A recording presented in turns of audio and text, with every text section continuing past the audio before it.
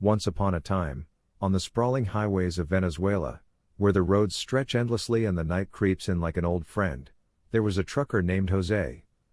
Now, José wasn't just any trucker, he was the kind who could tell the exact make and model of a car just by the sound of its horn.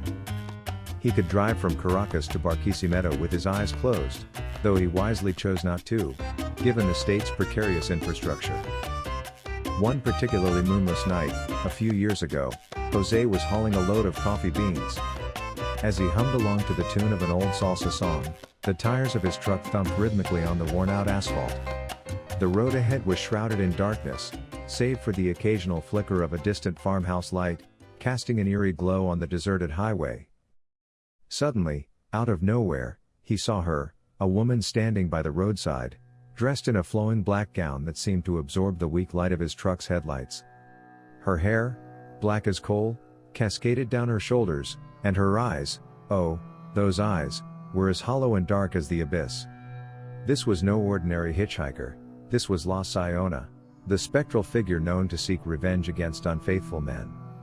She was said to have killed her husband and mother in a fit of rage, thinking they were having an affair, and now roamed the roads, luring men to their doom.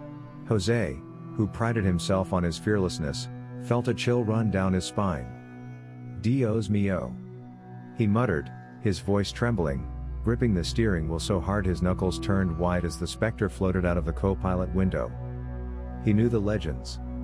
Every trucker worth his salt had heard tales of La Sayona appearing on rural roads, especially those who traveled late at night. As he got closer, he could see her more clearly as she floated outside of the truck, levitating from above the ground beside the passenger seat. Her face was pale and beautiful, yet twisted with an expression of eternal sorrow and rage. To José's surprise, she suddenly showed a terrifying and ghastly sight.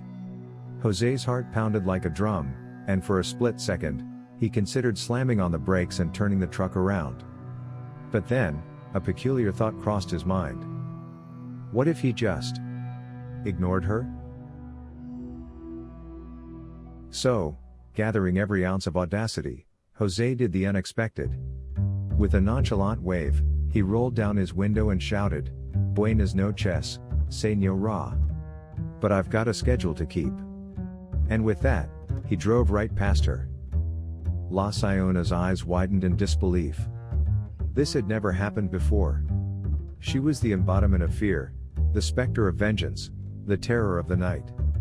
Yet here was this man, this trucker, waving at her as if she were a lost tourist. For a moment, she stood there, her ghostly figure flickering like a candle in the wind, unsure of what to do next. José glanced in his rear-view mirror and couldn't help but chuckle. Now that's a new one, he said to himself. A ghost looking puzzled. Who would have thought? Determined not to let his nerves get the better of him, he continued his journey, whistling a tune and occasionally looking back to see if La Sayona was following him. To his amusement, she was. But instead of the usual terrifying chase, she seemed more perplexed than menacing. As he drove on, the ghostly figure of La Sayona floated beside the truck, keeping pace with the vehicle. "You know," José shouted over the engine's roar, "if you wanted a ride, you could have just asked." La Sayona, still trying to maintain her spectral dignity, gave José a look that could curdle milk. Men have feared me for centuries, and you mock me?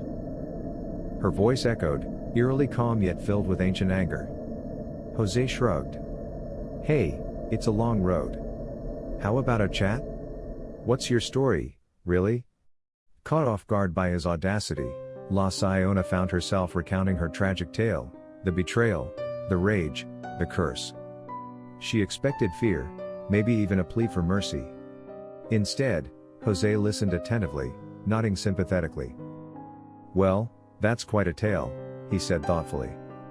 "But you know, holding on to all that anger isn't good for anyone. Maybe it's time you let it go? Have you ever considered seeing a psychiatrist?"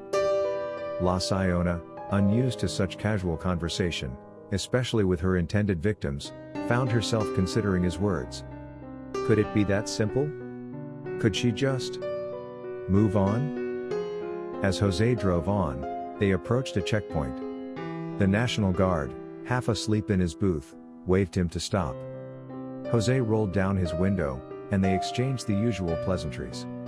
After a quick check of his papers, the guard gave a nod. All clear, keep moving.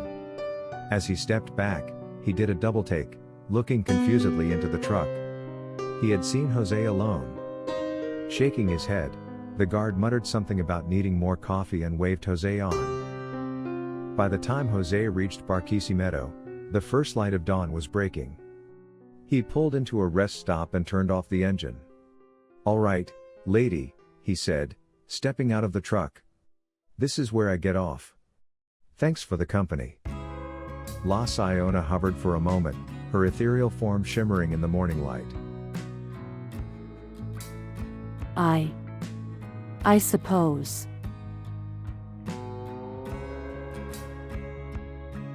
Thank you, she said, her voice softer, almost human. José gave her a nod. "Anytime. And hey, try smiling once in a while. It might suit you." With that, he walked away, leaving La Sayona standing there, bewildered but somehow lighter. As the sun rose, her figure slowly faded, a faint smile playing at the edges of her lips. José thought he might just have been sleepy and had a hallucination during the Sayona trip. However, José was not prepared for what he would experience on the next trip. As he opened the door and climbed into the cab, his eyes caught sight of something unusual, something he would never have expected. There, standing ominously on the co-pilot seat, was the black gown. A cold dread gripped his heart, chilling him to the bone. And so, the legend of La Sayona took an unexpected turn. The ghostly avenger of unfaithful men found herself disarmed not by fear but by kindness and a bit of humor. Perhaps, sometimes, all it takes to break a curse is a different perspective. The moral of the story?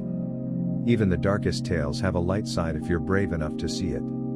And maybe, just maybe, some of the scariest things in life are only as frightening as we make them out to be.